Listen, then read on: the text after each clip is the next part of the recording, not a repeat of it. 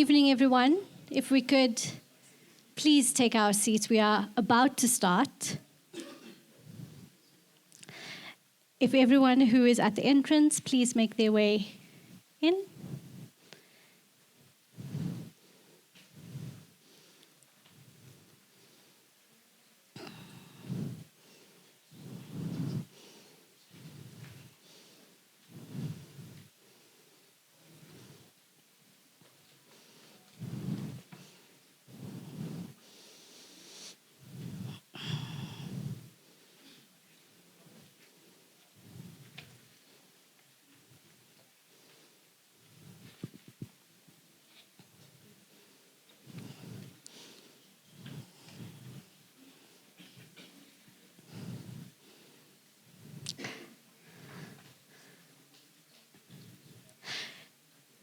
Good evening, a very warm welcome. I'm Rahima Esop, and I will be your MC for this evening. Before we get started, just a few housekeeping notes. So this event is being live streamed. There are people who are joining us online. Please do keep your phones on silent or switch them off. There will be a chance for a Q&A session towards the end of the panel discussion. You will be able to ask those burning questions, but just hold on to them until the question session towards the end of the panel discussion. Those online can also ask questions. Please do share them in the chat. And there will be refreshments after the event, so please do join us for some nibbles so we can continue the conversation after the panel discussion. Now that the housekeeping is out of the way, I'd like to again welcome you to Metro Live's Johannesburg. This is the second in a series of dialogues ahead of the local government elections. The first was held in Cape Town in July, so last month, where we asked a very simple question. What can municipalities do to put children at the center of our local government decisions and planning? How can we put them at the very center? We are in a very different city, Johannesburg, with its own set of challenges and opportunities. And so here we have a very pointed question. How can we put children and young people at the center of Joburg's renewal? And that's what we'll be talking about today. Johannesburg has enormous challenges, from infrastructure failures to service delivery issues, safety concerns, and high unemployment, youth unemployment in particular. But we are not here to talk about a laundry list of problems. We are here to talk about the opportunities, and we are here to talk about how children and young people are experiencing this city. So we can't have this conversation without hearing from those young people. So before we get started with the panel discussion, I'm going to call 5 young people who are essentially our VIPs this evening to join me to tell us about how they are experiencing the city. So I'd like to call our 5 VIPs to the front, please.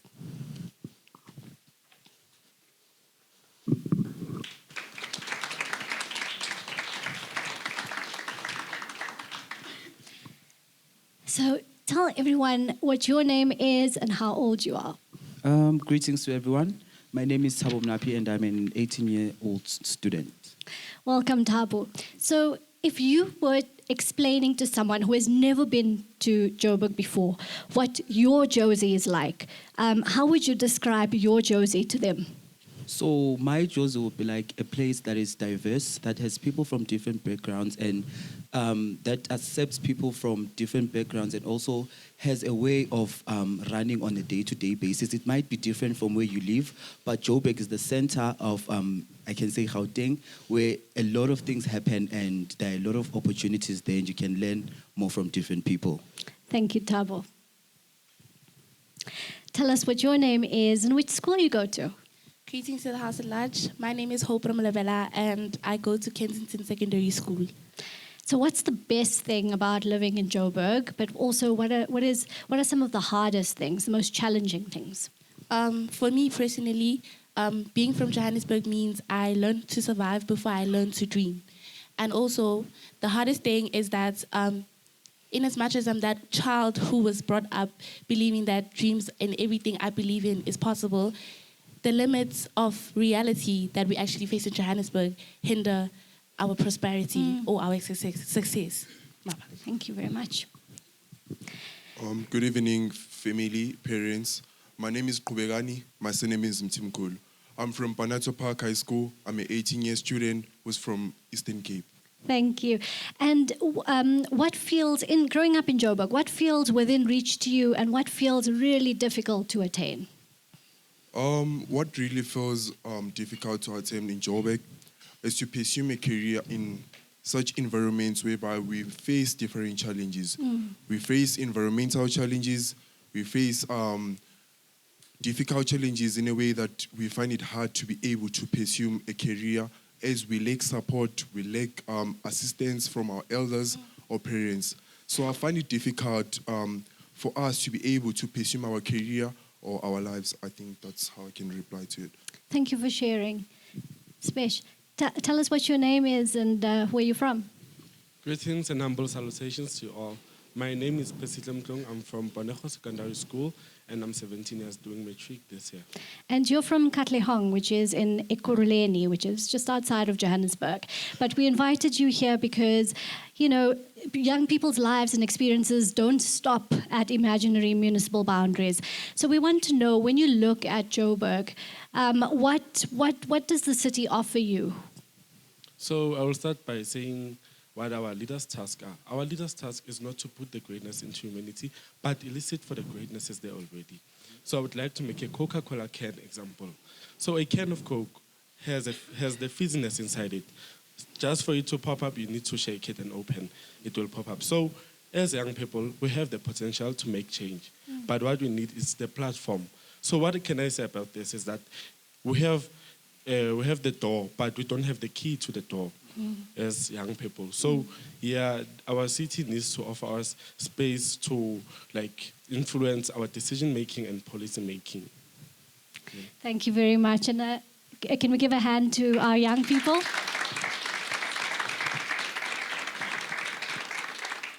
I'd also like to give a special shout out to the other young people who have joined us this evening, to Paul, to Jabu, to Hala, and to Offense. If you could stand up.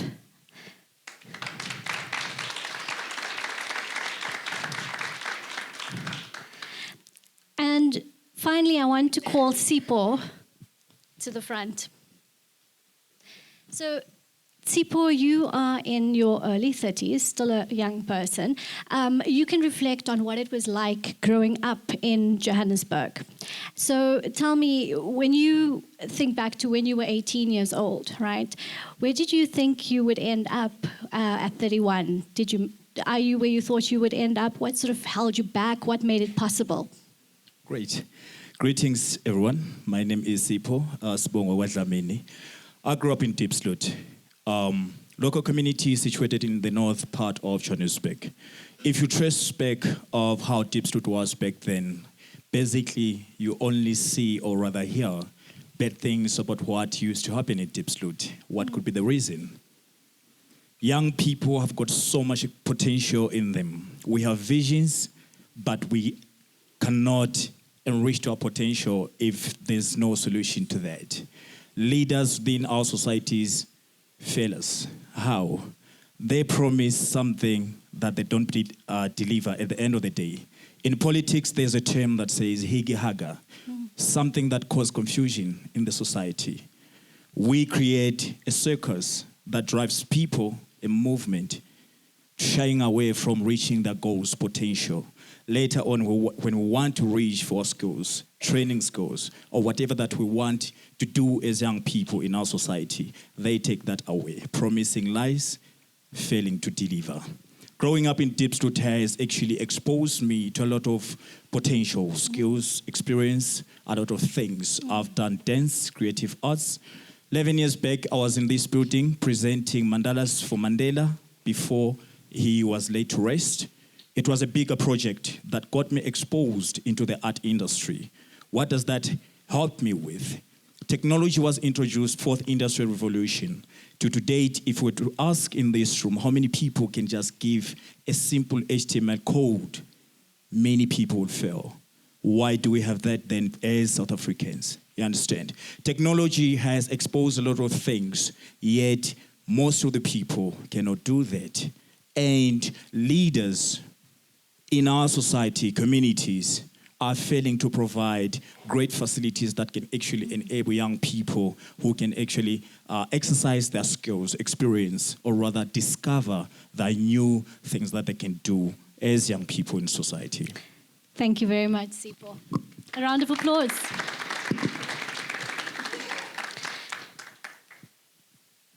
So I'd like us to all hold on to what we've just heard, right? But especially so our panelists, because the people you've heard from are the future of Johannesburg. They are at the heart of today's conversation. So at this point, I'd like to introduce our panelists. I'll start with our facilitator, Kense Khadebe. She is the Deputy CEO of the DG Murray Trust. Next to her is Dr. Tlaleng Mofokeng, representing the economic freedom fighters.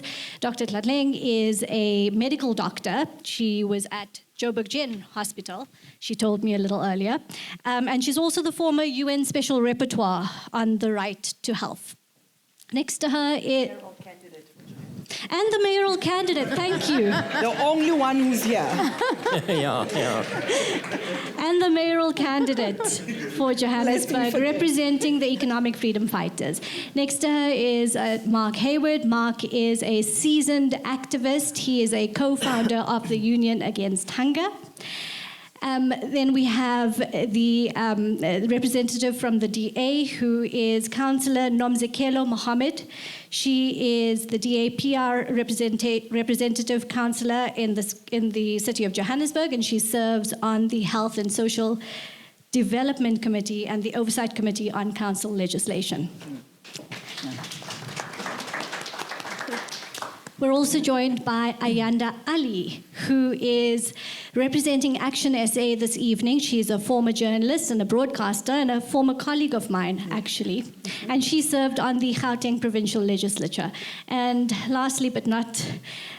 how does it go? But lastly, not least, we have Matshidiso Lencoasa, who is a public finance analyst at Section 27, whose work focuses on public budgets, economic policy, and socio-economic rights. Yeah. Without further ado, I'm going to hand over to Kense.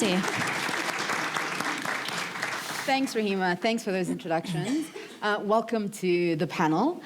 I want to jump straight into the conversation because we've heard directly from the young voices who are living in Johannesburg and the surrounds, and reflect in one sentence what you've heard and what does it tell you about what renewal means for Johannesburg. And I'm going to start here on my immediate right. Tlaleng, if you can kick us off one sentence. Young people want to go from surviving to thriving. And it's important because I'm 44 years old, so I'm not so far removed from those dreams.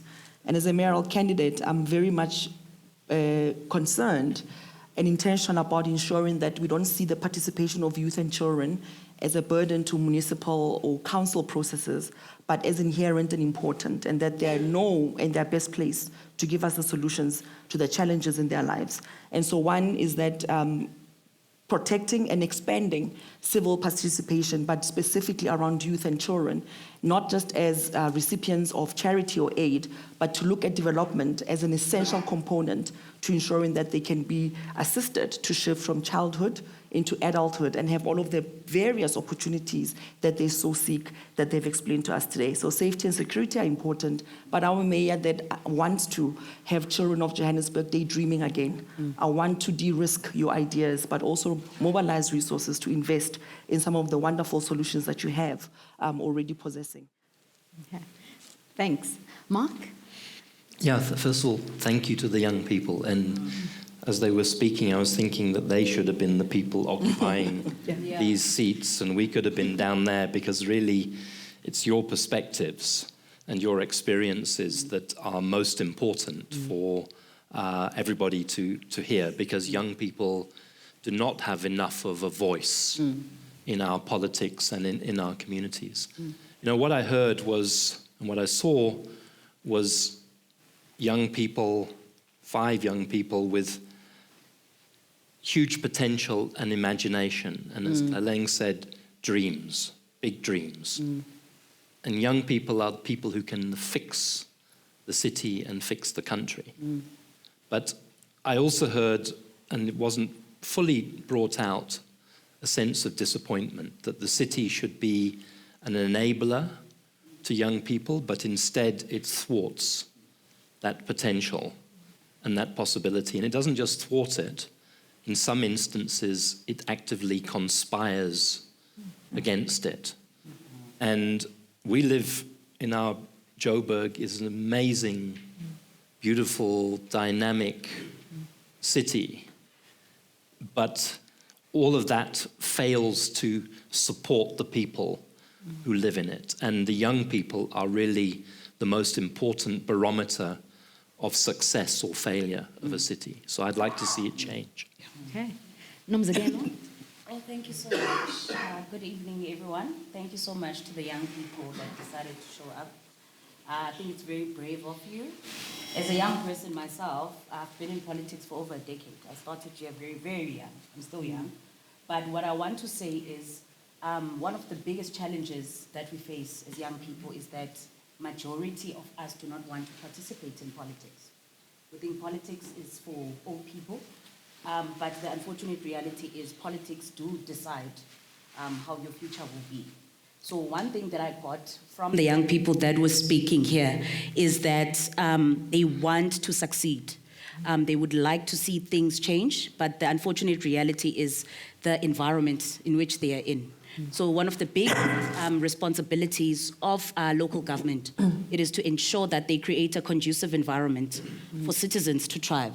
So when citizens thrive, then the economy functions. So it's all about the government. So with the right political leadership, I think that is very much possible. Joburg can be great again. Thank you. Ayanda? Thank you so much. I just want to commend the young people, not only for their confidence, but their ability to speak truth to power and to be open and vulnerable. Thank you so much for that. I couldn't help but remember the words of Dr. Martin Luther King Jr., just listening to them, who said, and I quote, "We are now faced with the fact that tomorrow is today.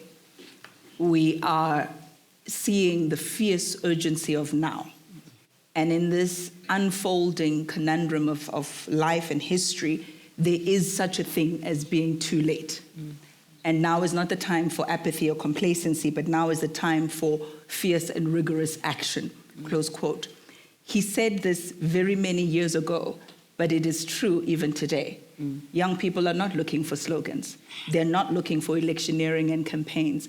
They're not looking for project or operation 2064 or 2070 so-and-so. They're looking for fierce, rigorous action that will take place immediately and would be felt in real time. These young people are not looking for promises of what we can do for them in years to come. They want to know what we can do for them and with them today, because it's today that they face the challenges that they face, unemployment, and all manner of societal ills. So listening to them, I couldn't help but feel we all owe them a duty and a responsibility to not electioneer or campaign or sloganeer, etc., but to deliver and to deliver in real time today. Okay. Matshidiso, your one sentence? Yeah, one sentence. I don't know, we didn't stick to the one sentence rule.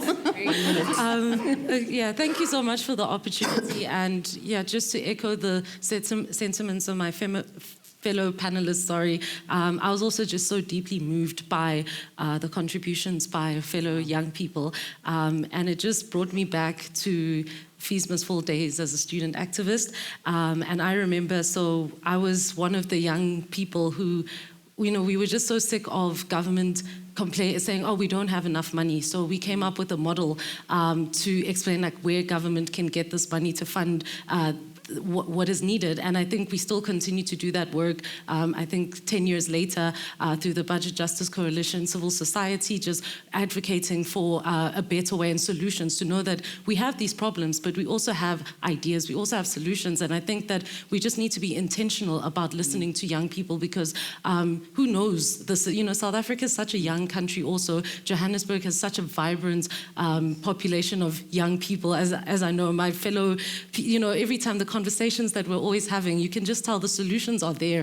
And it's just about being intentional about foregrounding our voices so that we can really build a Johannesburg that works for all. Yeah. So what's clear to me is that we do have an agenda to change the trajectory of Johannesburg. There's a sense of urgency, there's a specific focus on the voices of young people, but we haven't gotten it right. So Nomzekelo, I want to start with you because you're currently in the council. I want to start with a question around what does Johannesburg need to achieve its renewal? We've heard a lot about infrastructure, we've heard a lot about access to service delivery, we've heard a lot about safety, but what do we need to do to shift the dial? So I think I'm going to start here. Like I always say, politics are at the center of everything that we do. And that is a reality that we all need to face. It is because of the constitution of this country that politics decide how your future will be. So until we all understand that discussion and understand that our vote determines our future, because today, the vote that we do today in 2026 will determine how our future or our lives will be in the next 5 years. And I think it's important that we keep on having this discussion as citizens of the country and Johannesburg at large, especially young people. It is important to understand who you vote for will determine how your future will be. So I think the first thing, it starts there. It's understanding why are you voting? What is the voting for? And the importance of getting a local government that is functional, that will create a conducive environment. As we've already mentioned that there's infrastructure that needs to be fixed.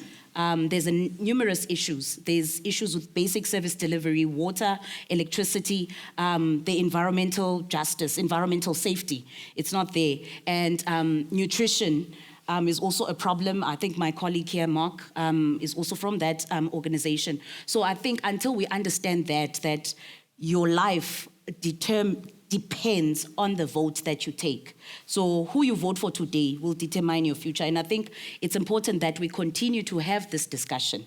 And also it's important to hold leaders accountable. So that is something that we need to do. We need to eliminate corruption in every corner in our government, because it is because of corruption that there's no service delivery. The economy is not functional. It's because of corruption that we see, for instance, I'll give you a typical example, community safety. There are children that lose their lives. I just came back from Soweto where 2 kids were murdered, brutally murdered. So it goes back to the leadership that's in charge. If we get that right, then we have a functioning government. We have a government where there's no corruption. People take the money and use it for what it's meant for. So I think that is where we need to start.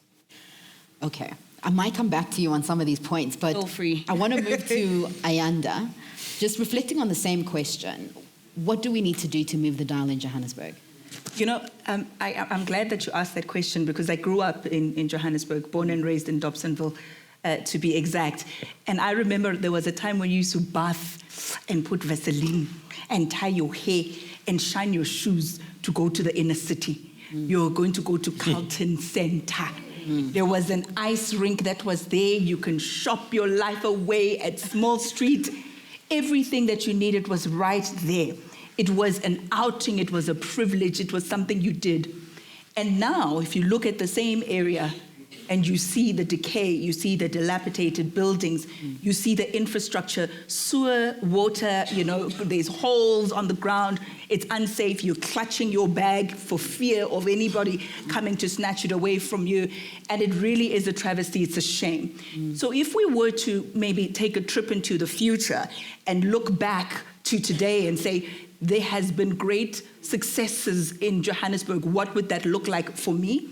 I think the first thing would be the buildings that are abandoned, that are decaying, dilapidated, that are vandalized, that are an eyesore, that are a health hazard, there are drug dens, there are crime hotspots, young women are being violated in these buildings. Those buildings, if I were to take a trip into the future and say we've been successful over the last 5 years, would be buildings that have been given over to industries to develop into low-cost housing, to develop into warehouses where there's manufacturing, there are all sorts of skills being developed there. It would be given back to communities so NGOs don't have to struggle in buildings that are unfit for habitation, but they can be given over these buildings for them to be able to develop the inner city. I think that is what I would like to see as a measure of success if we were to say Johannesburg improves. I say this because at the moment, in Region F, which is the inner city area, there is a library that was, it was sort of destroyed, and this was because it was going to be rebuilt,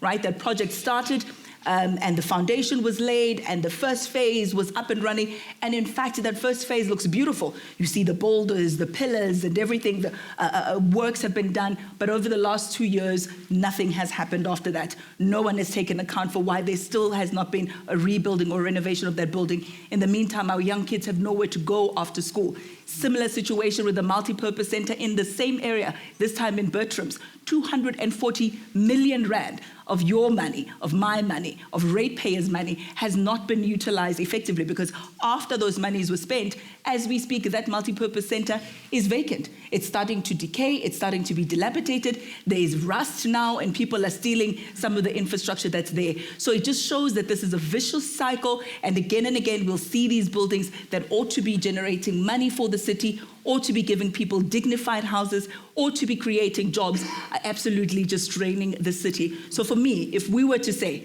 5 years from now, wow, Johannesburg has improved, we would first see with the buildings around us. Okay. Mark, I want to bring you into the conversation. You're the co-founder of the Union Against Hunger, focusing on hunger in the household, children, access to food. Can you frame around what are the change levers that we need to focus on for Johannesburg? Yes and no. I'm going to come to that in a sec. I just want to say, I think, there's two of us here who are from organized citizenry, as it were, and 3 from political parties. And I agree politics is absolutely essential. But I think we have to start to compete against each other with the best ideas for how we fix our city. And I sit here, and the message that is slightly different from my comrades and colleagues is that I don't want the politicians to set the agenda for me. I want the people to set the agenda, and the politicians to respond to the people's agenda. And in particular, I want the young people to set the agenda, your agenda, for the politicians, and define your agenda and fight for it. Because, I think the reason young people are not voting, and I agree totally that we need people to vote, but it's not because young people are stupid or apolitical. It's because they're clever. It's because they know people like us come up and talk and promise, but behave very differently once we get elected. So why should I give you something for nothing? And so for me, the challenge for politicians is not what we say up here. It's how we do once we get elected. And it's how all of us make them do. They're our public servants. They're there to do the job for us. But if we don't organize as ordinary people, as the citizens of the city, then they'll do what the hell they want to do, which is what goes on 95% of the time in Johannesburg. Steal the money, organize wasteful events.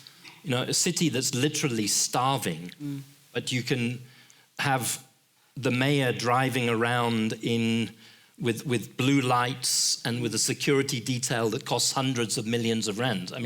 I'd like the political parties to say, we're doing away with blue lights when we come in. That money is going to go into providing food and so on. So just very quickly, and I hope you'll come back to the food issue, because none of the young people who spoke to us all here tonight mentioned it directly. But a city that is hungry, a young people who are hungry and who are now malnourished cannot realize their full potential. cannot realize their dreams. And I'd love, when we open up, for you to talk a little bit about hunger in schools. Because you can't learn on an empty stomach. Yes. You can't play sport on an empty stomach. You can't concentrate on an empty stomach. And we know that, out of our population of 20 million, 60 million plus people in the country, 20 million live with hunger on some spectrum of hunger. In your schools, lots of people who are hungry, who live with the indignity of hunger. And food should be a local government, should be an issue, a drum that you are banging, because I can think of lots of things that local government can do to make food more accessible and to make food more affordable and to make nutritious food, because we don't want junk. We don't want stuff that is high in carbohydrates, high in salt, high in sugar, that might fill you when you're starving, give you a little boost, but contribute to diabetes or hypertension or other diseases that are related to food. So what I'd ask for is almost a food-centered political agenda, because nothing happens in life if you don't wake up in the morning and start the morning with a sufficiently nutritious meal. You can't do anything in politics, in life, in work. And I think a city that was built around sustainable, dignified, decent food systems, and where we really use our imagination to work out what that would look like, would be a much more functional and opportune city. It would be, one of the youngsters used we see the lock, but we don't have the key. It would be you would be opening, it would give you the key to so many things. We're going to come back to some of those imaginative solutions a little bit later, Mark. Matshidiso, I want to bring you into the conversation. We've heard a lot about resourcing, limited funding, and we know particularly how this impacts marginalized households, children, and families. With that lens, can you reflect briefly on what are the main levers that we need to shift for Johannesburg? Yeah, I think, we know Johannesburg, we know our city very well. We know that it is the richest city, the economic capital, not just of this country, but of the continent. But when we do engagements in communities, and I also think just lived experience, when we go to areas like Protea South, and we speak to people in communities, you can definitely see that there's all this money, but is it actually reflected in the lived? Are we all benefiting equally from these interventions? And so I think, unlike maybe when we engage with more rural communities where it is about, or municipalities where the majority of people, they are not working, and so municipalities are not able to generate as much revenue as they would, Johannesburg shouldn't have that problem because of how much money we do have. And so it is really about building systems of accountability and systems of consequence management, because there is also significant underspending in municipalities, provincially, across governments. And so if we have, we don't want to throw into a bottomless pit. We tax, we pay rates and taxes, and then we don't really see a return on it. And I speak, I think that's for across the board, right?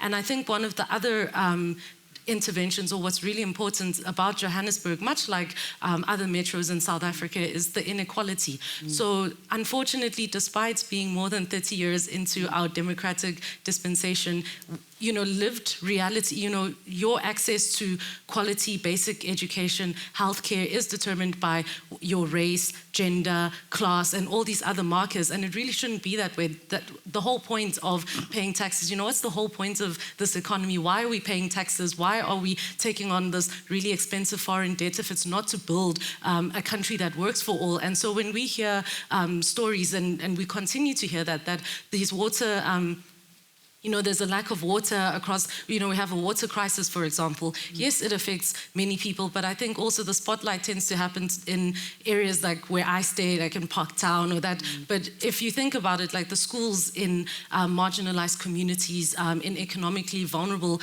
communities that we see, there's water is a make or break between realizing quality basic education, for example, getting good quality services in your clinics. I mean, one area that we went to there in Soweto is that there's a school, and then right next to it there are 2 illegal dumping sites. And I think that has an impact. And I think we also need to be thinking generationally, right? Because even though perhaps a lot of children, especially in early learning, especially in ECDs, may not be able to have the same voice that perhaps all the platforms that we have today that we fought for, we might not be able to make the same noise. But we are, in the same way that we are accountable to to the previous generation in how we were able to use the freedoms, the hard-won freedoms that to build, how we were able to take advantage of those freedoms to build a South Africa that works. I think we're also accountable to that next generation, those children right now who are in ECD, and maybe they may not be able to speak on it now, but in 20 years' time, they definitely will. And so I think when we are thinking about, important leverage points and building a Johannesburg that really works for all, we need to be addressing this inequality thing, but we need to be able to bring in interventions and policies that answer the question of, will the children right now who are in early learning be able to, will we be able to be answerable to that generation and be able to say, we did everything we could to fight for a better life for you? I think that's how we need to be foregrounding our policies in Johannesburg.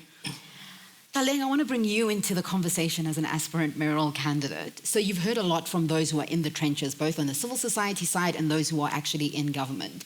And what I would like you to reflect on is moving the conversation a little bit forward around everything that everybody shared. We've heard about infrastructure, we've heard about education, nutrition. As part of your candidacy, you've spoken a lot about access to healthcare, you've spoken a lot about the importance of accountable government. But there's a long list of things that we can do. And when everything needs fixing, how do we prioritize? Who comes first? Can you speak to that? Yeah, so it's very important, and that's a very political question for the history of South Africa, because there are reasons that exist for why others are socially, economically, politically still far removed, right, from access, whether it's access to financing, access to education, safe potable water, nutritious food, health environment, economic participation of their choosing, but also just having access to safe, spaces in socially, but also in our own individual homes.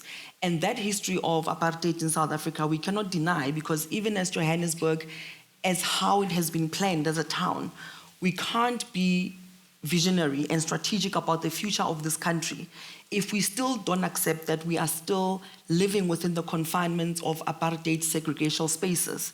And those spaces, and we often hear about this when you talk about the economy, right? That people have to wake up really early to access transportation hubs just to get to work, and what happens on their way back home. There's also a bigger conversation, right, about who's also seen as legitimate in this space, who is seen as refined enough and expert enough to then have a seat at the table, exactly like what Mark is saying. So residents for too long have been experiencing Johannesburg from a point where they are the ones who are being punished and sought to be punished by their own governance structures, as opposed to citizens being seen as true partners and collaborators to make a city that works. For you to actually have the agility, which is why, for me, I think, no matter what we say in terms of the political arena, the EFF did give the people of Johannesburg a mayoral candidate in myself, who not only just has the expertise, right, but also has the experience of negotiating in the multilateral system for the last 10 years on peace, security matters, but economic issues, including the issues of youth participation within the UN itself. And that skill will benefit Johannesburg, because there's a renegotiation that needs to happen in the city externally with citizens on how we engage and re-engage the city, but also how we also look at the municipal employees and the fact that there's a culture that needs to change, where you are not expecting and preparing in advance for a system of bribery and corruption everywhere you are seeking support or services of the city. To remove that kind of expectation and corruption that's been embedded, you have to negotiate a complete set of a partnership going forward with everybody. This also includes stakeholders, by the way, such as the unions, the CCMA, all of those other people who are not employed by the city, but have a direct impact and interest in how the city operates, because all of us can understand that corruption is not faceless. The young people who stood up today, they are already, like the young lady said, we've learned to survive before we could even learn to dream. That is a consequence of corruption, that we are making the failures of a city to then be individual failures of individual young people. And it can't be that way. And so in my strategic thinking is that we need to mobilize resources to go from a city that is eventing to a city that actually has programs that are measurable with tangible impact. And to do that, you have to start with those who are often left vulnerable or made more vulnerable by particular policies and laws or practices, but also understanding that race, class, age, right, is a determining factor for many people on whether they feel included or excluded. LGBTQ plus youth, they may or may not be in this room. People with disabilities, invisible disabilities. There's a way in which the city of Johannesburg has to work for all its citizens. And so by placing dignity as the center, as part of what my mayorship will be bringing, dignity is a subjective experience. For me to know what a dignified program is for young people, I need to listen to young people.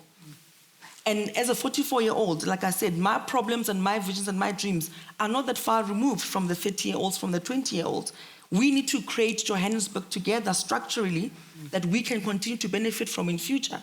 But how are we being Johannesburg in our everyday decisions as citizens? And so there is that renegotiation of how we are going to interact with each other, how the city is going to be very aware not to perpetuate existing marginalization, and all then in how we move forward, mobilize even more resources, use, of course, international solidarity. Many young people here may have dreams to want to study overseas somewhere, but they want to come back home, right? I went and an opportunity to do amazing things, I'm back home. And so this idea that Johannesburg has to negotiate, and that's how I see my role, my advocacy and my activism in gender equality, in sexual and reproductive health rights, in human rights in general, must benefit the citizens of Johannesburg, because I'm able to then tap into those global networks to expand opportunities that young people have, but to also bring in investment, because people do not trust the current corrupt leadership that we have. And for a lot of the companies that are domiciled in the city of Johannesburg have liquid US dollars that are not being reinvested in the city. And for them to be able to feel that they can trust the process, we have to have expensive leadership, we have to have honesty and integrity, but embed transparency. You have to explain to people why certain things don't work, but also because a lot will work under the EFF as the mayor of Johannesburg. We will also explain why they are working, and therefore why we need more collaboration to scale things up, to actually reach there for everybody. And furtherance left behind also means looking very intentionally that even in the inner city of Johannesburg, it's the highest GDP city for any African city. And yet some of the poorest people are happening there.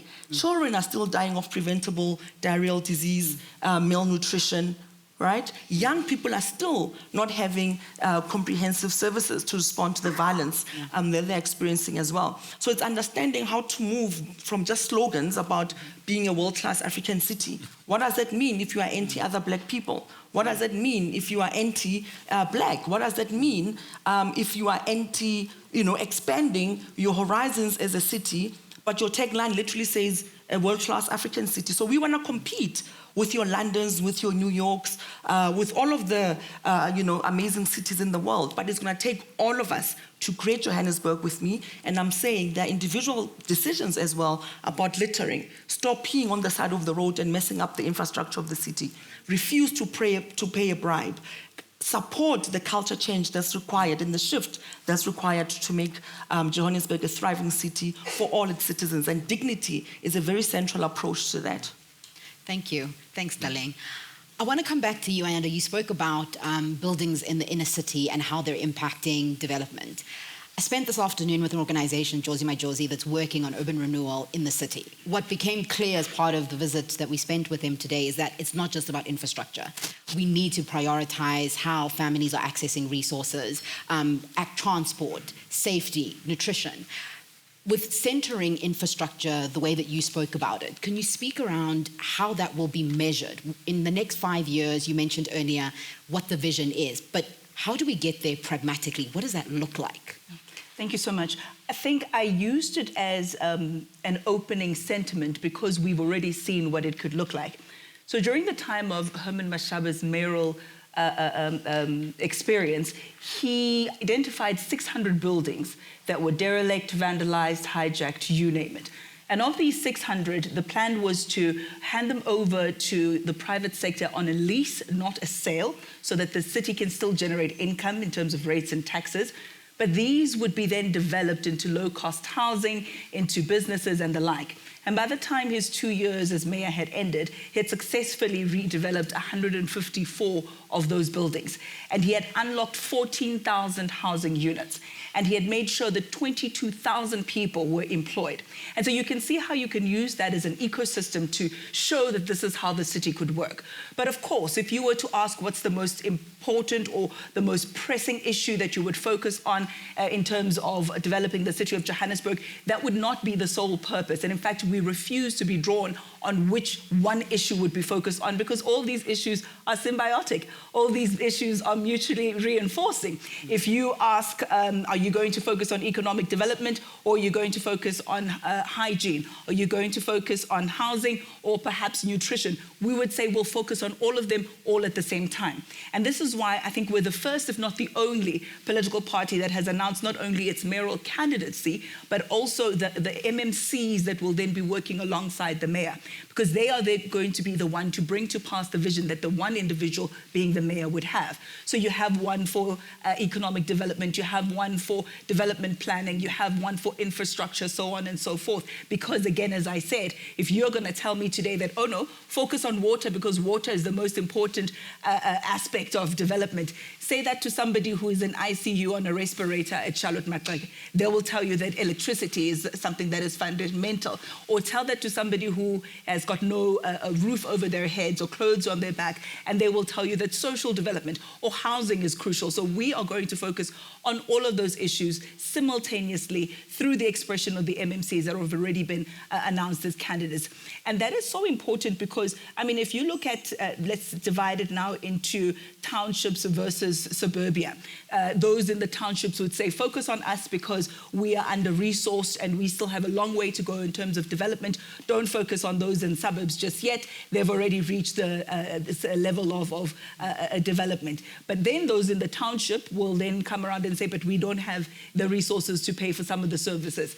Those in the suburbs will say, therefore, focus on us because we pay rates and taxes. And we're the ones who subsidize those who do not pay rates and taxes. So again, we will not be choosing either or, one or the other. We'll do so simultaneously. But something else that we will do is make sure that the indigent register is being utilized the way that it should. So Statistics South Africa has counted how many indigent families exist in Johannesburg. They've put a number. We'll use 900,000, for example. They'll tell you 900,000 families are indigent in South Africa. And they will give that statistic to the National Treasury. National Treasury will then disperse funds to the city of Johannesburg and say, these funds are for the 900,000 families that are indigent. Make sure that you will give them access to basic water, basic electricity, refuse removal. But we then see the city of Johannesburg use those funds for everything but that.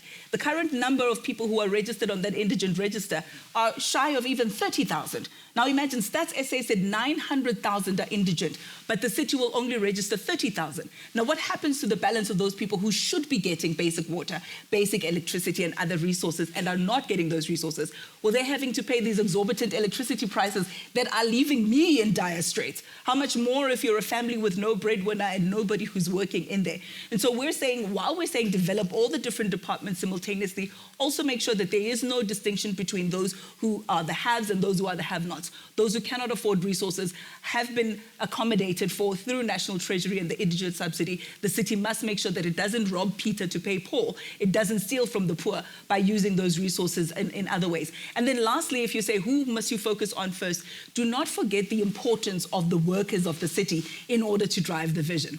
Political principles come and go, and they know that. So if you have an unhappy workforce, they will tell you that, we know 5 years is coming. You'll be gone, but we'll still be here. So it's very important that you look after them in terms of making sure that there's a healthy environment for them to work in. And lastly, especially those who do what we perceive as menial tasks, like picking up litter. Today there was a protest that was at Jorrison Street, and we were there. From the former Pick It Up workers who were there, who said, we've been waiting to be hired and insourced for a couple of years now. We've been working here, and we're still being given peanuts, and we're still being harassed by those who get tenders to bring us into the fold.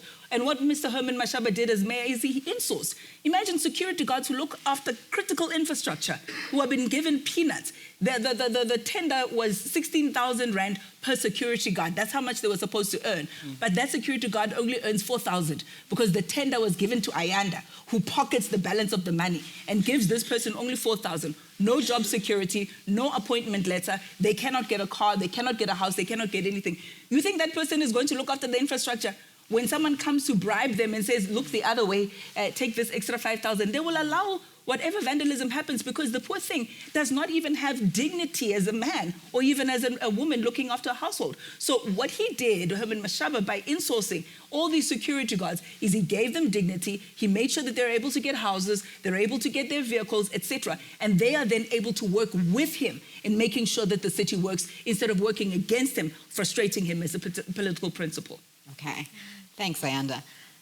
I'm hearing a lot from the various speakers who've shared the vision, what's possible, but I'm not hearing what this looks like in practical terms. The crux of the conversation we're trying to have here today is around young people and children. And I understand political will. I hear the conversation around infrastructure. I hear how important it is to have accountability. Corruption came up earlier. But young people and children, as we heard earlier today, do not experience the city in silos. Right? So they're not moving from one department to the next. And often where we're failing our children is where we're missing them in between, where they're falling through the cracks. So what I want to hear is, practically, how do we ensure that we're prioritizing the development of young people and children, so that when we come back again 5 years from now, we can say, this is what we've changed for young people and children in Johannesburg. And Nomzekelo, I want to come back to you because you spoke a lot about education earlier on. Can you expand on what that looks like pragmatically? How do I, as a caregiver, identify with your vision? A parent, a grandmother in a household, what does that look like? Okay, thank you so much. I think civic education, as much as civic education is important, educating people about their rights and their voting, that's important. But I want to start here. I think we have to be practical.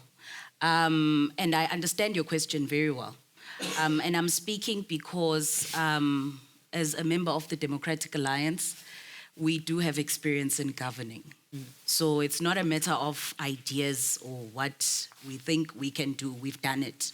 So what I would say, particularly in Johannesburg, I want to start here. So the first thing that you need to get right, one, is eliminate corruption completely.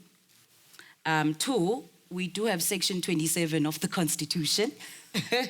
I'm a socio-economic rights activist, so I completely believe in the Constitution. So we do have Section 27 of the Constitution, which speaks about socio-economic rights.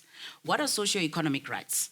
It is the right to healthcare, it is the right to food, the right to water, the right to housing. And that is a prerogative of the government. The government has a huge responsibility to ensure that socio-economic rights of all citizens is realized. So it's very important to start the discussion there. So if you are dealing with local government, the main important thing that local government must do is prioritize socio-economic rights. Irrespective of your age, race, gender, socio-economic rights, it is your right. If you're in South Africa, you're a South African citizen. It is enshrined in the Bill of Rights. That's the first important thing. So you know that as a citizen, I have a right to housing, to shelter. I have a right to food. I have a right to water. I have a right to healthcare. You look at the city. I sit in the Health and Social Development Committee. By the way, I would like to put it out there. I'm a PR councillor. DA is in opposition, so we're not in government in the city of Johannesburg. But being in the Health and Social Development Committee, that is where we discuss the socio-economic rights and the importance. And I think one of the biggest gaps is in government, realizing them. You do have situations where in the Health and Social Development Committee, you do see that there's limitations in terms of budget. There's a lack of a relationship between the city and the Social Development Department. And now you find that things like nutrition, food security is very limited. And you also find that the clinics that are under the city, for instance, I'll give you an example. You go to Snawane in Soweto, you go to other clinics in other regions, Region F, you find that there is no water. There's one clinic in particular that I would like to mention, whereby they had no water for over 3 years. And it was so sad because we went to do oversight there, and the workers that were working in that clinic, even the patients, they had to carry water with buckets until we intervened. So practicality means ensuring that the socio-economic rights are realized. One, ensure that you improve on your service delivery. Ensuring that there's access to water. It is a constitutional right. It is your socio-economic right that you must have access to running water. Two, ensure that there's electricity. Currently, we have a situation whereby in some of the townships, they use ESCOM. In some areas, they use city power. There needs to be a working relationship there on ensuring that all residents have access to electricity. You do have areas like informal settlements. If you go to Freedom Charter Square, which, by the way, is right next to the Freedom Charter, Freedom Charter Square. The informal settlement is called Freedom Charter. You get there, there's no electricity. It's 30 years in democracy. So when we talk about practicality, it is the government responsibility to ensure that they realize the socio-economic rights. And that can be done by ensuring that the leadership that you have in place understands what government is. We're not talking about ideas, we're talking about practicality. Can you bring service delivery to people? Because you also need to improve infrastructure. The roads must work. We have potholes. You've seen Helen snorkeling in one of them. They were deep, but we do have an issue with infrastructure.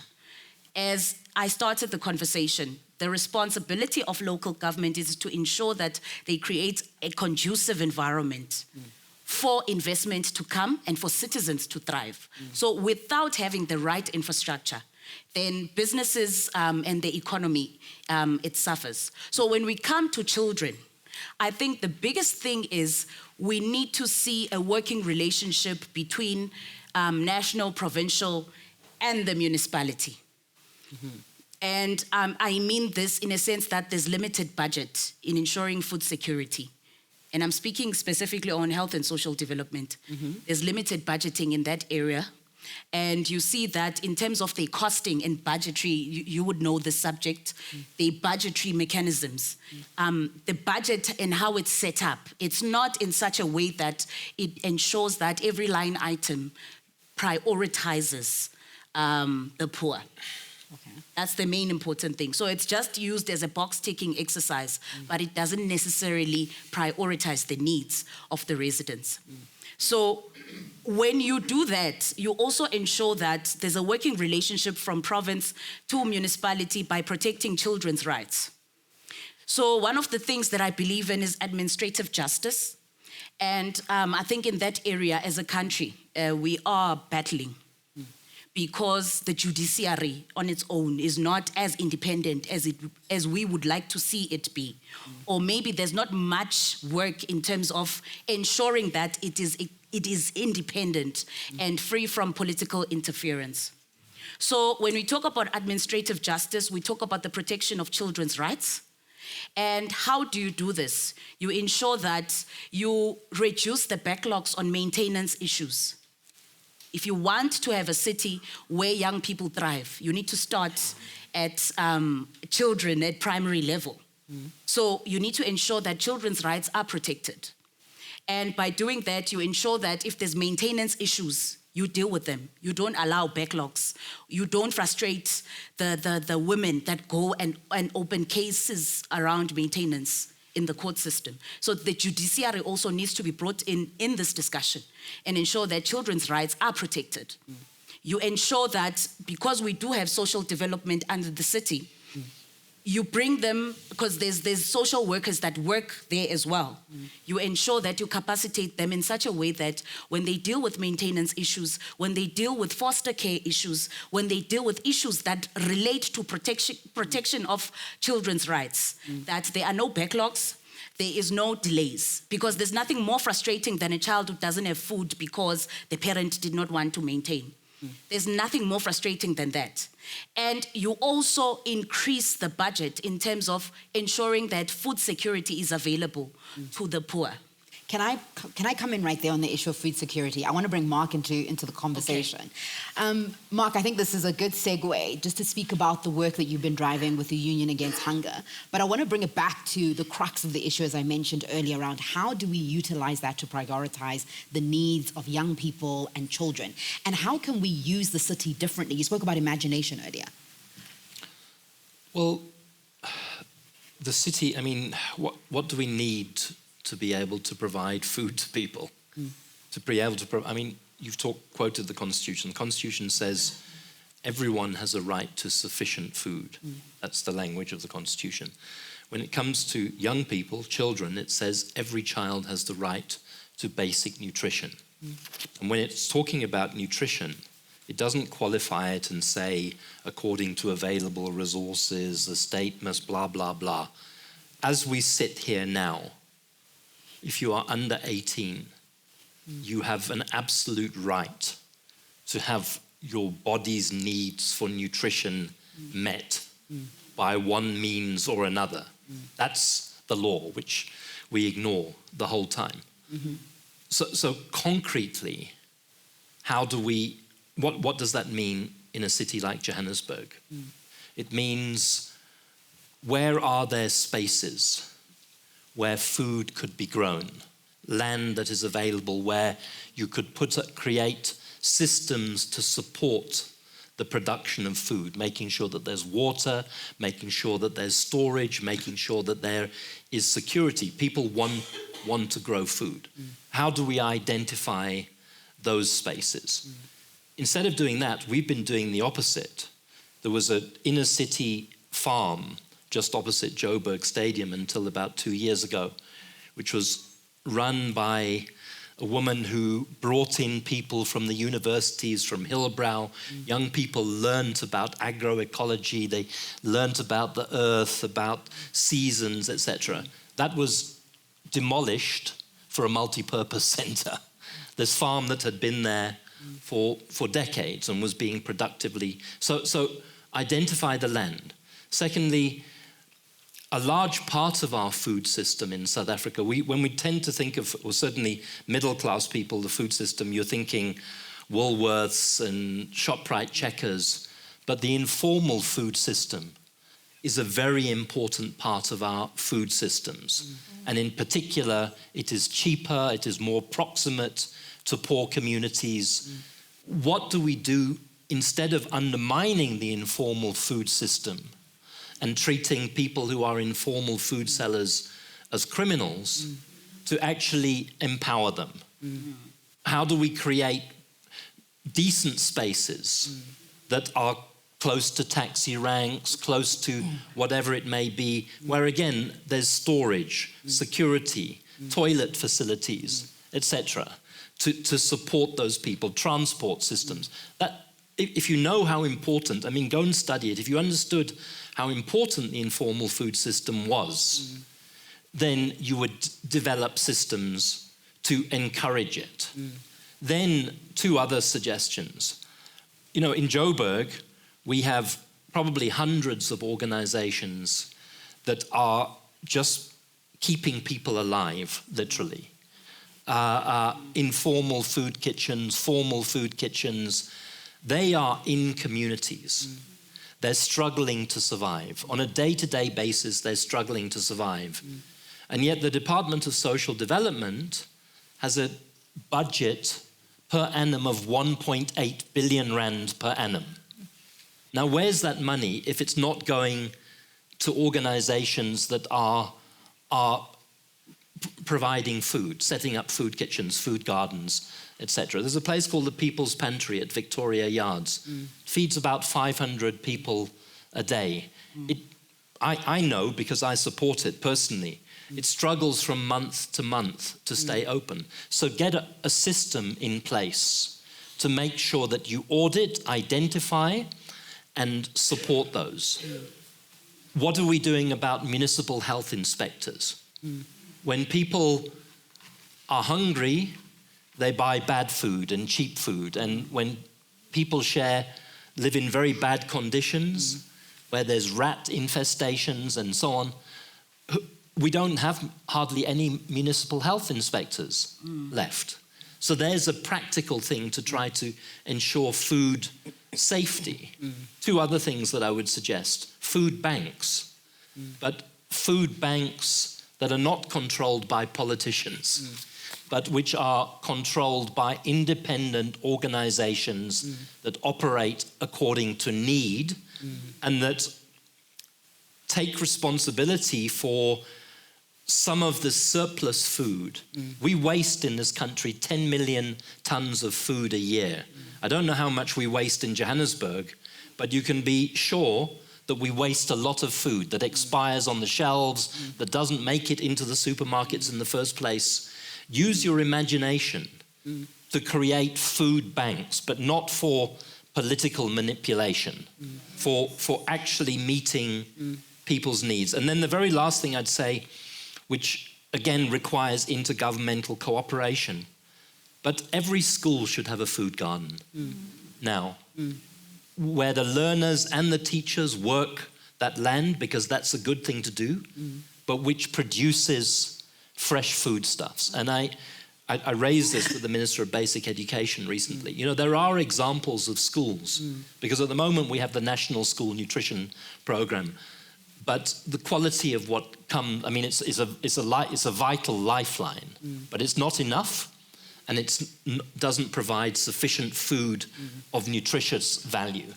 So why don't we create a culture of food production, of understanding food systems?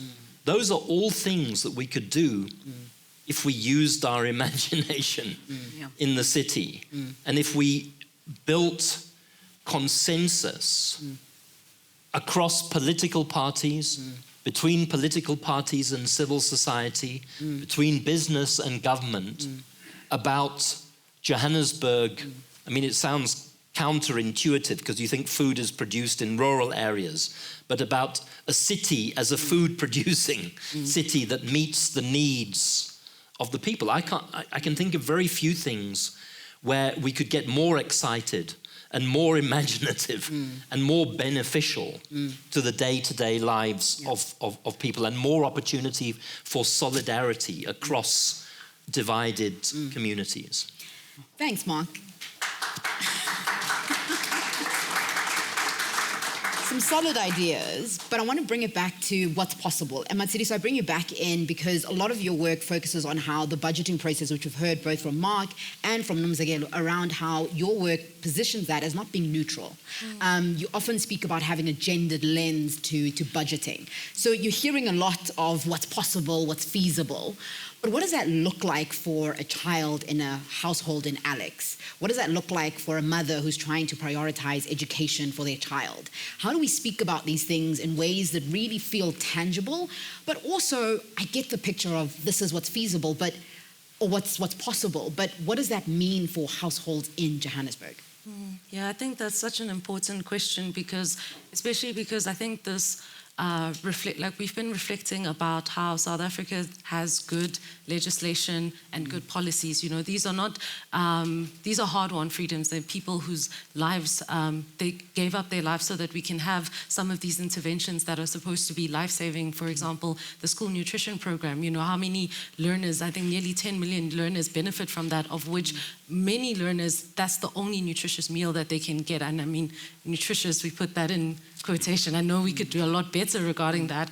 But I think we do have really good policies and legislation, but of course we must constantly do the work to make them better, of course. But I think that these interventions, unfortunately, are set up to fail because, and I think we've been dancing around and talking around about the budget, right? Because they will have this intervention, or will say that, you know, we would love more nutritious food, or we would love all these interventions, and government will say, oh, we'd love to give you all of that. It's just that we don't have money. And so I think that, and maybe people in the room are also interrogating, firstly, how true that is, right? Because I think we all contribute to the fiscus. We always say this as the BJC, that if you're fortunate enough to have a job in this economy, you contribute through income tax, right? But even if you do not have a job, you contribute every time you buy food that Mark has been talking about in the supermarkets. Unless it's zero rated, you're paying VAT, you know? If every time you get climate taxi to go to work or to go look for work, you're contributing fuel levy. So it's this money that government is talking about, everyone is contributing, so it is our money. And it's about, when government then makes decisions around it, I don't know how many people have had engagements with National Treasury being asked by government, okay, so what should we spend this on? And so I think there's a gap there, but then at the same time, what we do know as the BJC, we know that when there's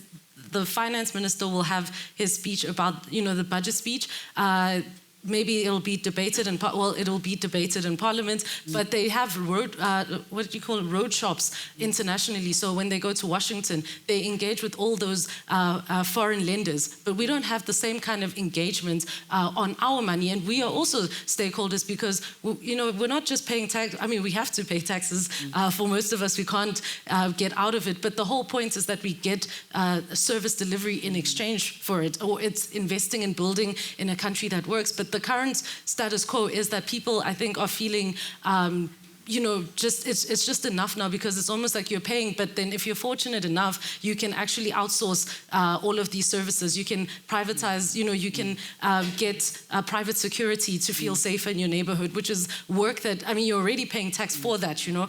So I think that that's the gist of it. And when it comes to what do we actually do, I mean, of course, we need a budget that's by the people, for the people. And I know we're having this conversation around local government election because that's what's topical, but this moment shouldn't come and go. And we should make sure that it doesn't just come and go.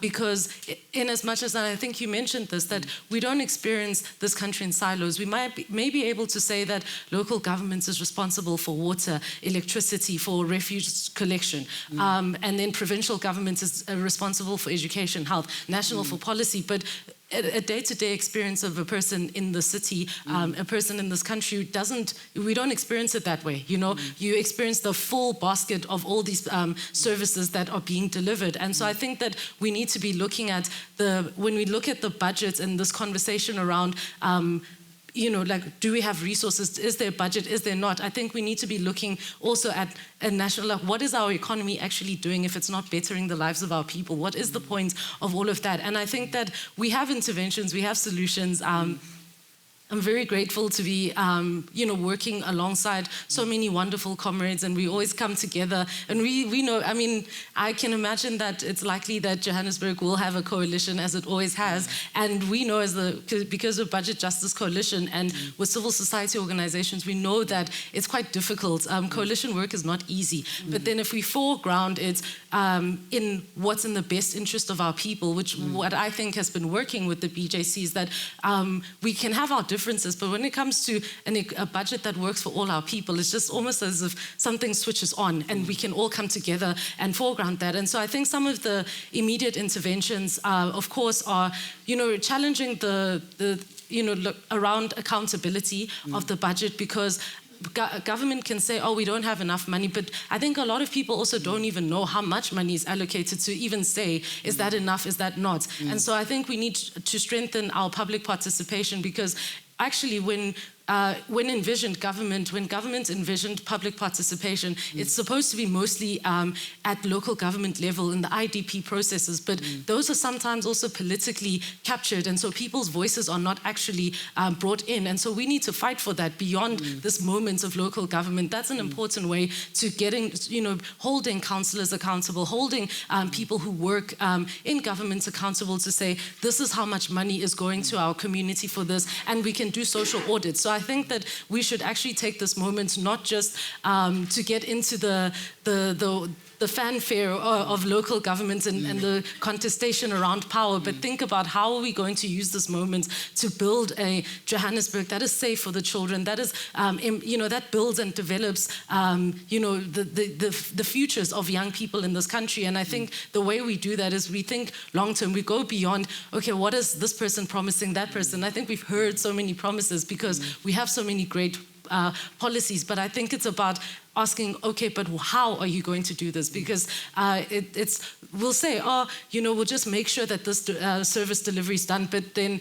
how are you going to overcome underspending, for example? It happens every year, but we never hear stories about this money was underspent and therefore this person went to jail or this person was held to account. How do we actually have effective consequence management? And so I really implore people, I think many people will probably be the first time they hear about the Budget Justice Coalition, but we do so much important work in trying to build a budget and go beyond face value, but like really build a budget that works for the people. But we don't want to just do it from our air-conditioned NGOs. We want it to be by the people, for the people. And so I think right now we just really need to take this moment of local government selection and think, how are we going to build an economy? How are we going to build a budget that really serves, that really puts its people at the heart of it? Okay. Matshidiso, you've given us a lot of food for thought, but you've also mentioned for the people, by the people. I want to turn around and actually get some contributions for the audience. We've heard a lot from the panelists. I'm seeing some hands already go up, but I just want to look if there's mics in the room. Thanks, Rahima. I see 2 hands in front here. I'm going to take 5 hands in the initial round, and then the lady in the white shirt there, and then the lady in the pink. And then I'll open up again. Please stand up, tell us the organization that you're representing, and then your question, but very briefly, hey? No 2 questions in one, just one question. Greetings to everyone. Yeah, to cut the long story short. I'm from the EFF, but I don't want to speak as an EFF member. Okay. I just want to speak as an ordinary citizen, a child born in Alexander. Yes, so I can hear, especially, I want to speak to the 2 ladies. In conclusion, I'll speak to you. They say, the other one, comrade here spoke about the buildings being utilized, and she's pained about the multi-purpose center that was built. I think as officials, maybe I don't know, it's ignorance or what. You can never build us a multi-purpose center. Remember, it has sports and libraries, right? Do we have a librarian who will be working there now? Before we build the thing. So my point is that in future, when such decisions are made, let's check if we have skilled people in preparation of that. Because otherwise we're going to have consecutive wasteful expenditures. And on the same note, speaking of young people, I'm also young. I'm just an alumni of a few days ago. So even, why am I speaking about skilled people? Personally, I used to tutor maths and physics, right?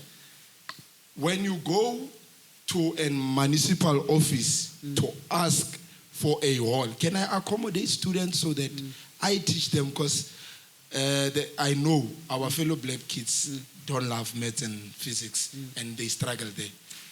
The doors are shut. That's what the gentleman was saying, that the doors are there, but we don't have keys. How do we maneuver that? And in closing... Is that the question? How do we open up... Yes, how do we close that? Okay. And in closing, Mr. Mark, I think your organization, if we did things properly, it wouldn't even exist. in this fashion. The previous council, the one that you are in now, they failed to approve a budget speaking to hunger management because of political interest. As much as we need to vote, we also use our personal political views. Because it's DA, I'm fighting DA. Who's suffering? In the middle of that. Thank you. Thank you. There's a person behind the gentleman, the lady.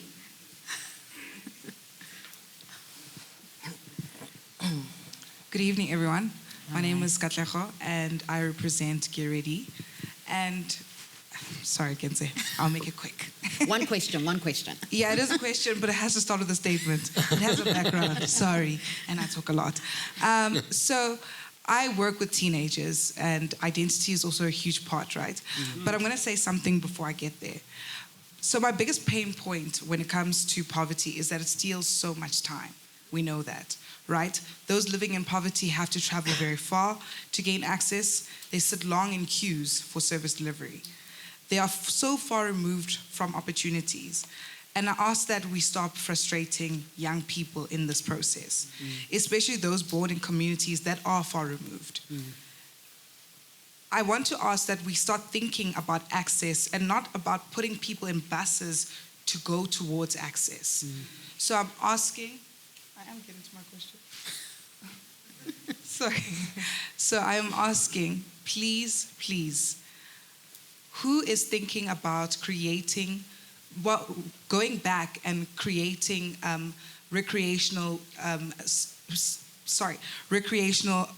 halls, making sure that there are sports grounds, making sure that there are places where young people can not only develop their skills, but also connect to each other in a healthy way and also be safer. Instead of them always finding the need to be far removed from places they're already born in, which form a huge part of their identity. As we heard, young people are sick and tired of surviving. They want to thrive, but they also don't want to feel like they're trying to survive from an identity that was already given to them, which is part and parcel of the communities that they're born in. Yeah. Thank you. There was a lady with her hand in the white jersey. If we can give her the mic. Hello, everybody. Hello. So my name is Lerato Piri. I'm not representing any organization per se, but my comment is more from, so I recently qualified as a teacher, foundation phase. And I just want, I want to comment regarding my experience, right? And what I got to witness was lack of access mainly. Lack of access to water, because if there's no water, that means it's child. School is out. Lack of electricity. If there's no electricity, there's question papers that need to be printed, stuff like that. That means school is out, yet again. Lack of food, nutritional food per se. Because the food they eat, you can just see that somebody pocketed something here. The books that they read, there's no library. There was no library at the school where I was doing my practicals. So that meant that, even if you have to encourage a child to read, what are you saying they must go and read? Where are they going to get that book for them to be able to read? We've got an issue now whereby kids that are in grade 4, they can't read for understanding. They read because they cram, because now for you to be able to pass, you need to know the, t, ha, okay. Yeah. But you don't understand what does the mean. You understand? So that was my experience, and I just wanted to make it a point to say, at the end of the day, we need to create access of, such platforms, to larger crowds. Because, had it not been for my friend inviting me to come here, I wouldn't even have known there's such platforms that are available for us to, come and, share our opinions and our views. So if we could at least make sure that there's access to such platforms, to a larger crowd out there, to more youth, for them to be able to tell us what is it that they need, how they view life, and what is it that they think should be done in order for them to be able to do what they need to do in order to succeed. Yeah. Thank you. There's a lady Oh, one young person. Yes, this will be our fourth question. Good evening, everyone, once again. Hi. Mine is not really a question, but I feel like the biggest mistake our elders make is bringing us into a room and telling us our voices are heard, while in reality, our mics are on mute.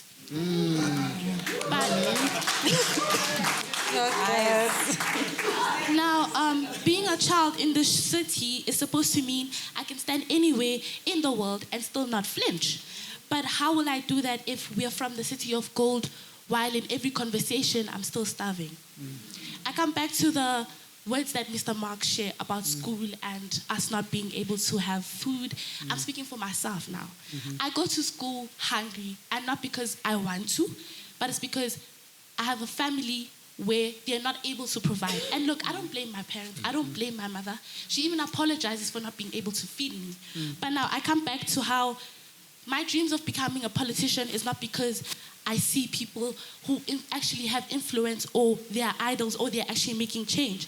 I want to become a politician because I believe in change, and I know that I'm not just going to be there, standing there, promising these kids fake promises or lying to them.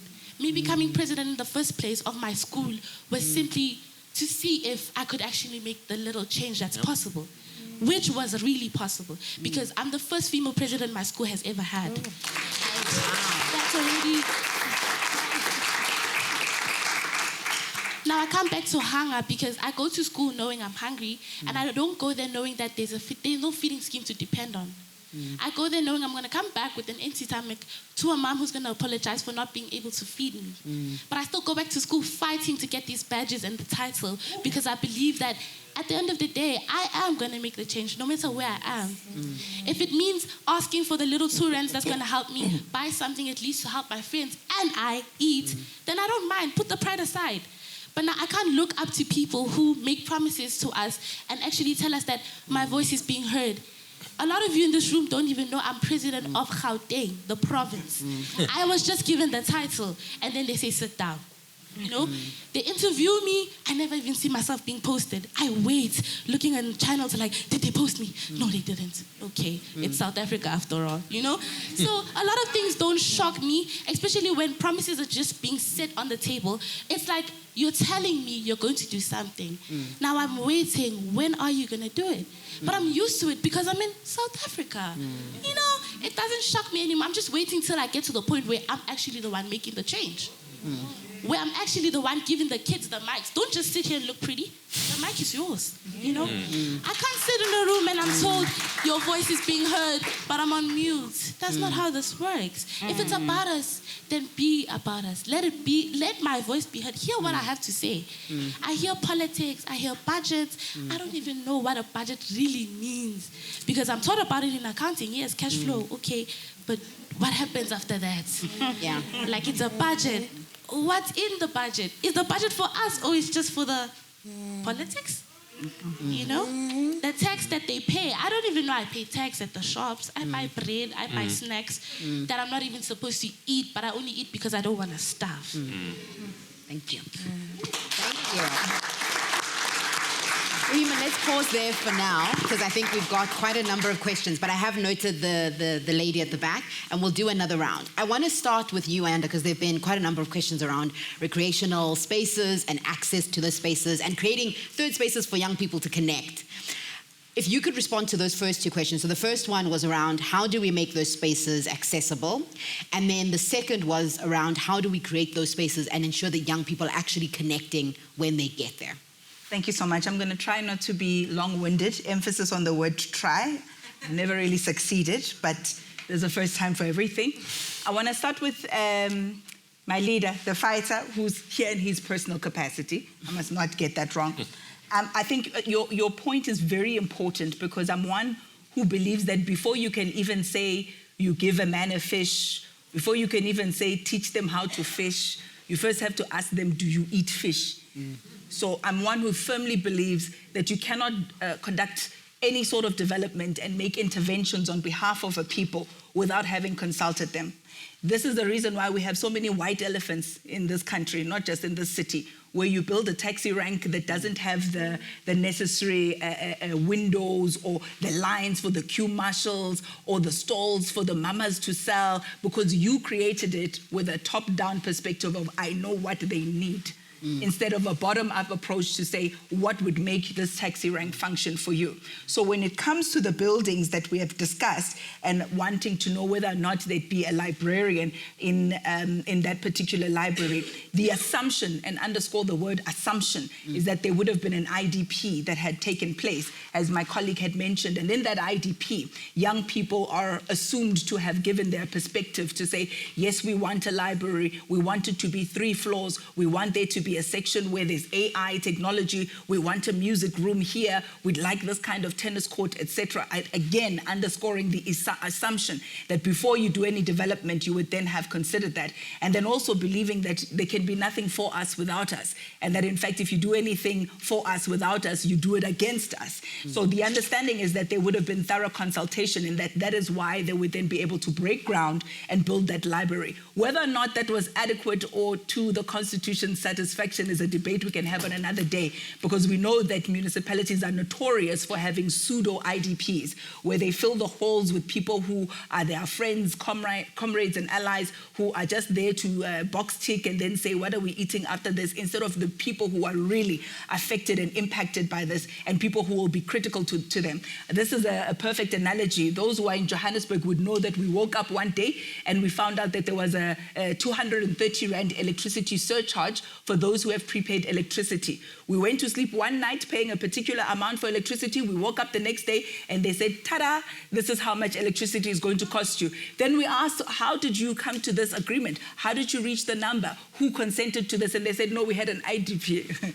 And then nobody that I could know could come forward and say, yes, I participated in that. We have still asked, can you show us a list of those who conceded to this, and those who were in the room who said, yes, indeed, tax us and help us to pay more electricity. So again, one would assume that the necessary processes of making sure that there is a librarian would have been conducted. But be that as it may, the fact that that building now lies derelict and is going to cost the next incoming administration more money to first fix up what was left derelict before you can even finish the project, I think is undesirable, whether there is a librarian or not. I think it's also very important. There's a lady who says she talks too much, like me, the one with a very... I'll ask you to be brief, Ayanda. I'll be very brief with her. I just wanted to say you ate with that top girl. You ate. You look absolutely amazing. Yeah. I agree with you fully on the need for there to be recreational centers. I think these centers could also double up, you know, if we can have a collaboration with some of those in the civil society group. You have your rooftop farming, those who will farm using hydraulics in those buildings, those who will have the food banks in those buildings, those who will have NGOs. I did NGO work for 10 years in Soweto, Bukobami Youth Center. Our one cry until we closed down was, can we please have a disused building in the community or a disused school? That never happened, and that's a travesty because we eventually had to close. I think that's where I would like to leave it off, to say where there is a will, there's definitely a way, but unfortunately we are very blindsided in terms of what these buildings can mean and how they can not only just be low-cost houses and buildings, but they can also be safe havens for our children to go to after school. Tlaleng, I want to bring you back into the conversation. A lot of the questions and reflections that are coming in from our online audience is that a lot of what's been shared is very technical. They're trying to understand, how does this practically actually impact young people and children? I'd like you to reflect on a little bit of what's been shared by the colleagues earlier, but bring it down to the reality of cities and children and how we prioritize their development. So it's important to look at a life cycle approach, and I keep saying this in the various panels that I'm on, that the EFF, and particularly my approach to the mayorship of Joburg, is concerned about the entire experience of a Joburger on a day-to-day basis. And that is a very layered experience. You may be very empowered in one instance. Maybe you are working in a corporate job as a bank teller in Sandton, but you need to go through the public transport system and the transport hubs to get home, which adds 2 or 3 hours to your travel time, which means you cannot actually sit with your children to help them read, to help them, with their own homework. That directly impacts our own children's literacy rates, their ability to be young, well-rounded individuals who actually foster bonds with their parents or their caregivers. Many children in the city of Johannesburg are still heading households. And that's why the indigent policy is very important, because a lot of the EFF's MMCs, which is a great thing for me, is because we're going to come in with some proper wins where indigent households will have a one-stop shop where they can, firstly, once one arm of government has decided that they're indigent, there has to be an automatic readjustment to their water tariff, electricity tariff, and ensuring that if there's a human settlement need that is required by that family, that is also urgently met. We must move to integrate public spaces and social spaces in this country. Refusing to do that is accepting the perpetuation of apartheid. We must also, as a city, realize that our sports, culture, recreation are not for nice-to-haves, right? As if water and nutrition are more important. All of that is important for the human development. And we need to be looking, and that's what I aim to do first, is get collaborators in the city who are going to respect the leadership and the authority delegated to me as the mayor, to be able to get them to collaborate with us to set up these funds that will help the creative industry, the artists, the gentleman was talking about extra tutors. How does that look like outside of school when many of our youth are actually out of school? So only focusing on school-going learners means that you are also leaving a huge gap of out-of-school learners out. The issue of substance abuse in Johannesburg is a big one, right? And our approach, and then I've done this for many countries around the world where I've advised them and assisted them in setting up what we call harm reduction approaches to substance, where you link the issues of need to housing, you link the issues of food insecurity, career development, and as the city, we will open up our own supply chain so that young people, women-led, LGBTQ-led, disability-led organizations and youth-led are able to be absorbed immediately by the kinds of opportunities the city themselves are in charge of operating and opening up. One thing, and the young lady sounds like me when I was a teenager, and advocacy and being an activist is a really important civil duty in South Africa. And we grow up to be older people who can choose particular arenas. For me, I come from a unilateral diplomatic space at the UN, and I'm saying I'm going to put back that learnings into Johannesburg as a young person. I'm 44, I'm competing against people with 20 years of failures in governance in their 70s and their late 60s. So it's incumbent on you to say, if those are your dreams, you should be betting on me. Because that's literally what we're doing. I'm saying I have particular skills and experience and an agility required to pivot to what the emerging needs are. A lot of young people's needs, we can all agree. We've spoken about water, sanitation, billings, electricity. But the innovation that this city requires to move forward is beyond just meeting the basic needs. And so we must reject also the idea that efficiency is only through privatization. That's a very dangerous thing because it's going to privatize our human rights. We are going to fall into another trap that I don't think as citizens of Johannesburg we can come out of if we make this city up for sale, if we privatize our human rights. There is more than enough internal capacity in the city. There is enough opportunity to absorb more skills that are required. We have many entities in the city of Johannesburg. We are paying many CEOs, millions of rands per annum, right? And that's just the salary, not even the entire package. What are they yielding for us? So there's a need to structurally look and pivot and have agility and strategic overview of where we need to go. But we have to get there together because the current Johannesburg, even at its best, will still be leaving people behind. Okay, I'm going to ask you to hold it there, Tlaleng. I think I've only got time for 2 more questions. There was a lady, where's Rahima in the purple polo neck? So thank you so much. My name is Lekgolo Mayatula. My background is urban and regional planning. I love it, I love it, I love it. But that's not the question. Okay. There's the issue was about creativity. And the young lady, thank you for bringing your voice into the room. That's what we're not doing. When you want to hear children, you bring them into the room. You let them sit at those seats and you listen to them. Then you find the language to take what you've heard and put it into action. Planning. Planning is a policy space that connects all the different departments. I have not heard anyone mention anything about planning being the space that will create policies that allow children to participate in the IDP. Zololo, nothing. Number 2, planning speaks to environment, speaks to health, speaks to education, speaks to infrastructure, speaks to libraries. Conversation planning, dololo. Young lady, thank you for bringing us into the room. Because what you said makes us understand that we haven't done our work. We can sit around the table, we can talk about policy, we can talk about IDP. How many times have you heard a child say, I want a park and I want it to look like this, and an elderly person saying, I want to sit next to my child in a park? I have experienced that. So have I. I've experienced it in South Africa. I've experienced it with Mimosa. I've experienced it with an alleyway that the city doesn't want to take accountability for, but the children told us what they wanted. Now we need money to make sure that this alleyway becomes a reality. Not only did the children tell us what they wanted, they had space, so they're looking at environmental friendly ideas, looking at farming.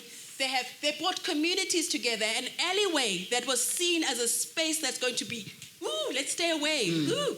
The children went and knocked on neighbors' doors and say, we have this alleyway. We want to create a library in the alleyway. We've engaged with the city. No one wants to speak to us. Why? Because the city is not fast enough in creating solutions. That's not the structure of the organization.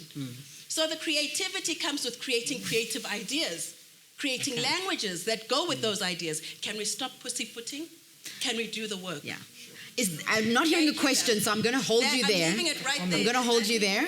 Rahima, which other hands did we have? There we go.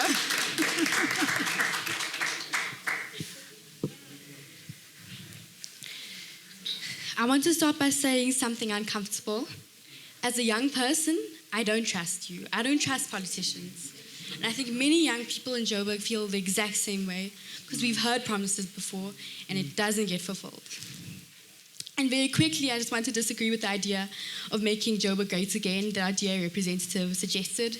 Joburg was never great. Our city was shaped by apartheid, segregation, and disenfranchisement, and we still live with that legacy today, and that is seen now with privatization. Johannesburg has enormous resources, but many of the best sports facilities, swimming pools, and green spaces are attached to private schools and clubs that remain inaccessible to those who cannot afford it. What can the city do to make these spaces less dependent on your postcode, your school, or your parents' income? And given that, when is our public infrastructure and resources going to be maintained? When are they going to be safe? Accessibility is one thing. We need safe spaces, especially as girls and children. In a city plagued by GBV and femicide, we do not have that. Even when we have accessibility, we do not have safety. We cannot live free lives when we are navigating through fear. Young people need places to dream and believe our futures. So to every politician here, if elected, I ask, what is one concrete solution to making safe, accessible, and functional spaces for young people, especially girls? Thank you. Folks, I see that there's so many hands around the room, but we have reached our time limit to take additional hands. So I'm going to come back to, I'm going to start with you, Nomzekelo, just reflect on the last question around not trusting the politicians and the failed promises and what we do differently. Yeah. Very briefly. I'm always brief. Oh, yeah. Thank you so much. I think those are very important points that are made by a young person. We do appreciate hearing your voice and hearing your opinions around the issue. What I will say, she's absolutely right. We do need safe spaces. And these are safe spaces that need to ensure that children or young people that are at risk of being exposed to drug and alcoholism, that are at risk to being exposed to crime, gun violence. We need spaces where they are able to be accommodated. And these spaces can be created in our communities. One of the things that we believe that as the Democratic Alliance, we believe that we should have public-private partnerships. That includes private businesses, that includes NGOs, where we can be able to work together and find a solution around creating safe spaces. We also need centers where GBV victims are able to go in and find shelter. We need spaces where, because currently, the city does not have that. The city has shelters. There's a shelter down the road from here. And a shelter is supposed to be a safe space where if you need a place to sleep for that particular night, or you're running away from a violent space where you live, you should be able to go to the nearest shelter of space where you can be safe. So she's absolutely right, but we do believe that this is something that can be done. You already have shelters. It's a matter of getting funding, getting public-private partnerships to work together with the government, because we believe it's a conversation that needs everyone to be involved. So 100%, I do believe in that. And I think also one other thing that I will mention is community safety. It's very important to mention this. So one of the things that we believe in is ensuring that there's devolution of policing powers. So ensuring that policing is not only centralized at a national level, but you are able to bring it to provinces. You bring policing powers to provinces. And how this impacts children? And local government. Yes. This will impact children because it means you will have more policing on the ground. Like the situation where children get affected by stray bullets, you go to other communities around the city where there's gun violence. So if you have a policing system that's also localized, then it means you have resources in your local government to ensure that you protect the community. Okay, thank you. I think we're going to bring the conversation to a close for this evening. I want to thank our panelists. It was wonderful to hear from you. Clearly there's ideas, but clearly the road ahead is still a turbulent one in order to prioritize the dreams that we heard from the young people here today. My apologies that we weren't able to get to all of the questions in the room, but it does sound like there's a lot of conversation that needs to happen. So what we're hoping today started is a conversation with all of us, because clearly there are burning issues, there's a hope that we have for the city, and there's a demand that is coming from the ground around what is feasible and possible to shift the dial for children. So thank you to our panelists, thank you to everybody who's joining us online. I'm going to call Rahima back to close the session and guide us on what will happen next. Thank you. So I want to call Felicia Oppelt now. She's the project lead for Change Ideas and the organizer for this event, to say a few words.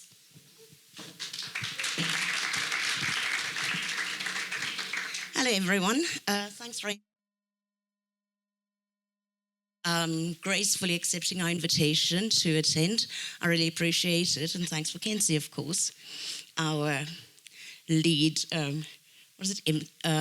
moderator, at least. Sorry, I'm old, my language goes a bit funny at this time of the night. I moved to Johannesburg in 1994, and we all know how significant that year was, because it was the year of our freedom, and everything was shiny and bright and hopeful. So now you know how old I am, okay? But what has happened subsequently is that shininess got tarnished. The leaders who ascended to positions in government left us, didn't do enough. And so when Hope says that she doesn't trust, when she goes to school and all she can hear during a lesson is that sound of hunger in her tummy. When you walked on the street, you're not a victim of GBV. You're a young woman who should have the freedom to walk anywhere you want to and not fear a shadow coming up behind you. You don't need a GBV shelter for that. You need a society that cares for each other. That is what we need. And I think we have lost so much over the years. 1994 was a mirage as far as I'm concerned. When I talk to my colleagues at DGMT, I say, sorry, I'm going to be cynical. I've seen it all. If you say you don't trust politicians, I've seen them come and go. I've seen this city that I love. I live in Cape Town now, but this was the place of my adulthood. And every time I come back, it's with the greatest sense of dismay, because those people in the city of Joburg, who run the city of Joburg, since 1994 have failed all of us. And maybe when we look at elections, and soon you young people will be voting for the first time, we actually need to say, this is our moment to talk. Don't take the 4th of November for a bonus public holiday. Get off your asses, quite frankly, excuse my language. But do something. We have lost our sense of citizenship. We talk about privatization of services. We have outsourced our voice, our agency, and our ability to tell people this is enough. And we don't do it enough. We've given up, a lot of us. And I'm not talking about the super wealthy who couldn't give a toss about what Hillbrow looks like, who don't even see what happens on Louis Botha and Orange Grove, and all of those areas where many people come from. I'm talking about ordinary Joburg people who should say, this is our city, and the rest of us should say, this is our South Africa, and this is our republic. And it's about time we fight for our republic. We fight to save it, not only in Johannesburg, which quite frankly, I'm ashamed of. It's time to stand up. And no braai on the 4th, please. You can have the braai after you've gone to vote. So let's start becoming citizens and proud citizens again. And then maybe we don't have to wait for them to work. We also need to do the work. Democracy asks all of us to do it. Finally, my long lecture's over. And I will say one thing. You know that saying, the buck stops here? Well, I personally think the buck stops with all of us, not politicians, because they will come and go. One of them will canoe over a pothole for TikTok. Another politician will call a family meeting. You know, we know them all. We are here. You young people are here. The children yet to be born are going to be here. And it's our responsibility to look after you and the children who are yet to be born. Thank you.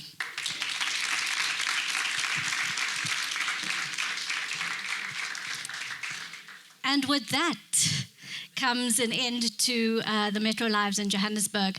But before I close, I just want to say thank you to the young people for bringing your fierceness, for being challenging, and to hope.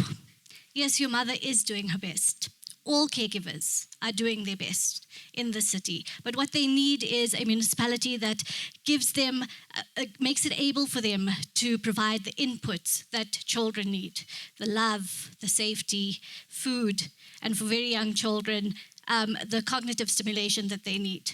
So yes, all caregivers are doing their best. We just need the municipality to support them to do that. Thank you very much for joining us. On behalf of the DG Murray Trust, Change Ideas, Hold My Hand, and Grow Great, I'd like to invite you to join us for some refreshments.